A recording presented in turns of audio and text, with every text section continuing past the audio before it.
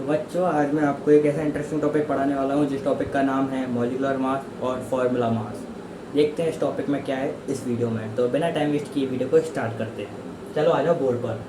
सबसे पहले मैं बात करूँगा आपके लिए कि मॉलिक्यूलर मास क्या होता है। पिछली वीडियो में मैंने आपको मॉलिक्यूलर मास निकालना सिखाया था। आज मैं बताऊँगा कि मॉलिक्यूलर मास होता क्या है। फिर देन मैं बताऊँगा फार्मूला मास। फार्मूला मास थोड़ा सा अटपटा सा है, और अच्छे से समझना, कॉन्सेंट्रेशन हाई रखकर इजीली समझ आ जाएगा। मॉलिक्यूलर मास क्या होता है? मॉलिक्यूलर मास वो होता है कि नाम से ही पता चल रहा है कि मॉलिक्यूल का मास निकालना, ठीक है। लेकिन ये जो मॉलिक्यूलर मास और फार्मूला मास में क्या डिफरेंट है, इस वीडियो में मैं आपको आज ये क्लियर करने वाला हूँ। बहुत सारे बच्चों को कन्फ्यूज़न और डाउट भी होता है, ठीक है।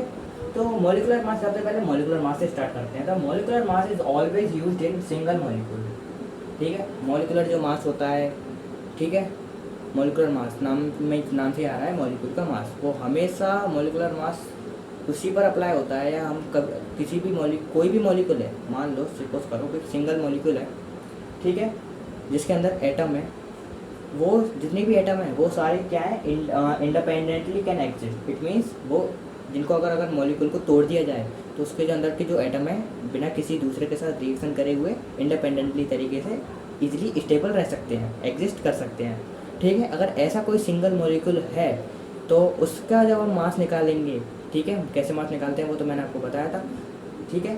अगर हम उसका मास निकालेंगे तो हम उसको ये कहकर रिप्रेजेंट करेंगे कि ये हम इस मॉलिक्यूल का मॉलिक्यूलर मास निकाल रहे हैं, ठीक है। ये नहीं कहेंगे कि फॉर्मूला मास निकाल रहे हैं।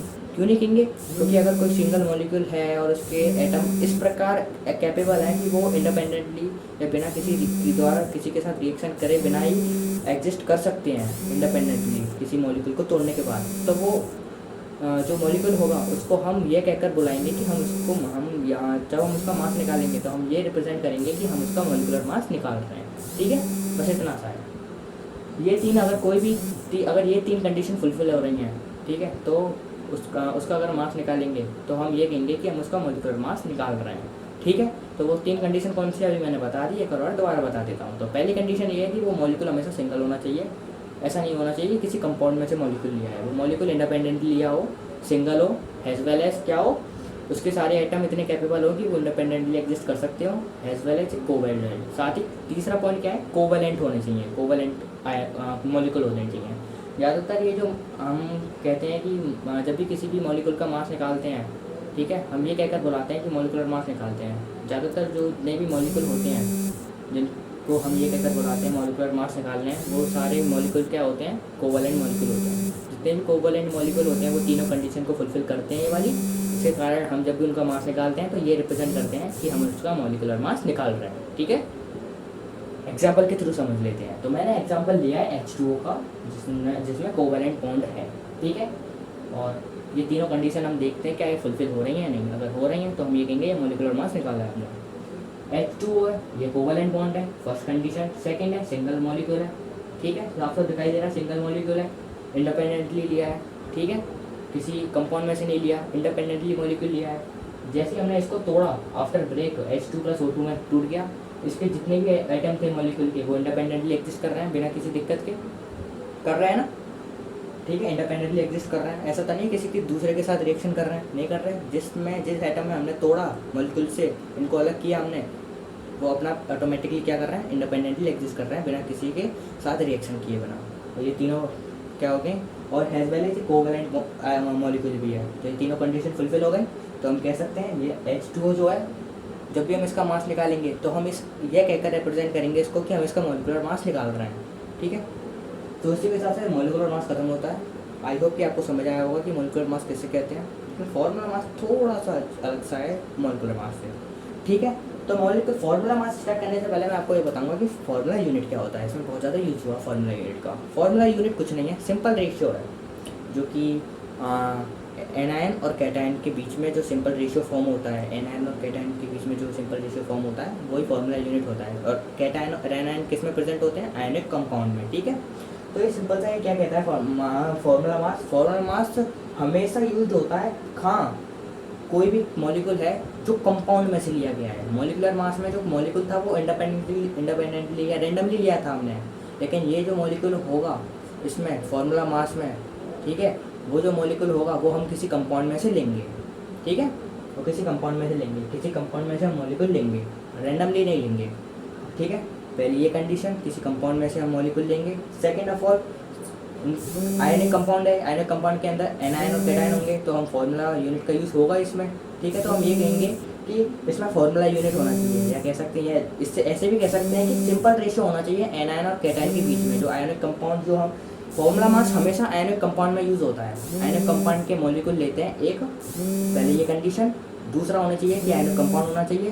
थर्ड ये, जो हम कंपाउंड ले रहे हैं उसके अंदर एनायन और कैटायन प्रेजेंट होने चाहिए, और उन कैटायन और एनायन के बीच में सिंपल रेशियो फॉर्म हो रहा होना चाहिए, ठीक है। अगर ये सारी कंडीशन फुलफिल हो रही हैं, जब हम उसका मास निकालेंगे तो हम उसको यह कहकर रिप्रेजेंट करेंगे कि हम उसका फॉर्मूला मास निकाल रहे हैं, ठीक है। एग्जाम्पल के थ्रू समझ लेते हैं। एग्जाम्पल क्या है? NaCl। NaCl खुद में ये ऐसा कंपाउंड है जिसके अंदर बहुत सारे मॉलिक्यूल्स प्रेजेंट हैं, Na+ और Cl- के। बहुत सारे मॉलिक्यूल्स से बनकर एक NaCl कंपाउंड बनता है, जिसके अंदर जो Na+ और Cl- जो आयंस हैं उनके बीच में जो क्या कह सकते हैं, फॉर्मूला यूनिट है, बहुत सिंपल है। या कह सकते हैं जो रेशियो है इनके बीच में, एनायन और कैटायन के बीच में, वो बहुत सिंपल है, ठीक है। तो NaCl क्या है? सिंपल कंपाउंड है, जिसमें से हमने एक कंपाउंड है NaCl। एग्जाम्पल में ये जो मैंने मॉलिक्यूल लिया है, एक NaCl कंपाउंड है जिसके अंदर बहुत सारे मॉलिक्यूल्स प्रेजेंट है। बहुत सारे मॉलिक्यूल्स के थ्रू ही तो कंपाउंड बनता है।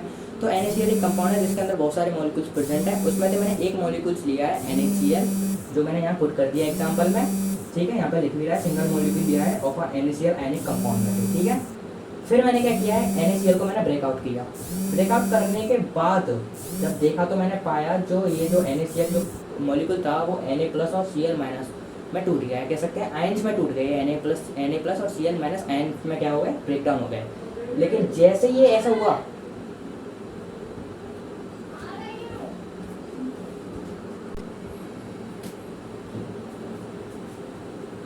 ठीक है, ये Na+ और Cl- आयंस में क्या हो गए, टूट गए, जैसे ही मैंने इनको ब्रेक डाउन किया। लेकिन अब क्या दिक्कत आई, मॉलिक्यूल मास में जो हुआ था कंपाउंड के साथ, जैसे ही मैंने एटम्स को अलग अलग किया था, ब्रेक डाउन किया था, उसके जस्ट ऑपोजिट हुआ।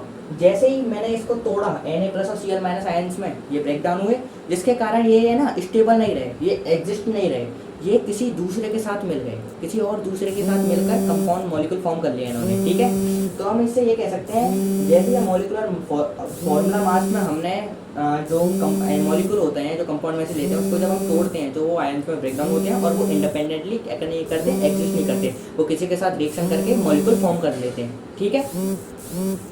ये था फॉर्मूला मास।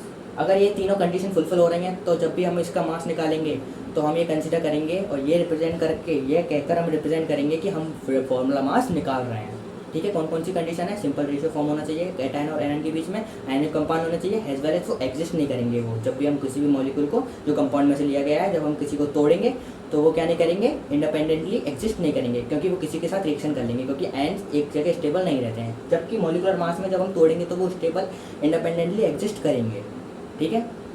वो आयंस में नहीं टूटे हैं, इसलिए वो इंडिपेंडेंटली एग्जिस्ट करेंगे। तो ये थी आज की वीडियो, जिसमें मैंने आपको मॉलिक्यूलर मास और फॉर्मूला मास के बारे में बताया। इसी के साथ साथ ये मैंने जो आप कंप्लीट कर लिया, मैंने अपना लेक्चर आपको सब समझा दिया। आई होप कि आपको समझ आया होगा। इसी के साथ साथ ये लेक्चर खत्म होता है, एज वेल एज मेरी वीडियो भी खत्म होती है। मिलते हैं अगले लेक्चर में। Thank you all of you, bye. ऐसी पढ़ाई करते रहो, मेहनत से लगन से नोट्स बनाते रहो, और बस एग्जाम में नंबर लाओ और फोड़ दो एग्जाम को।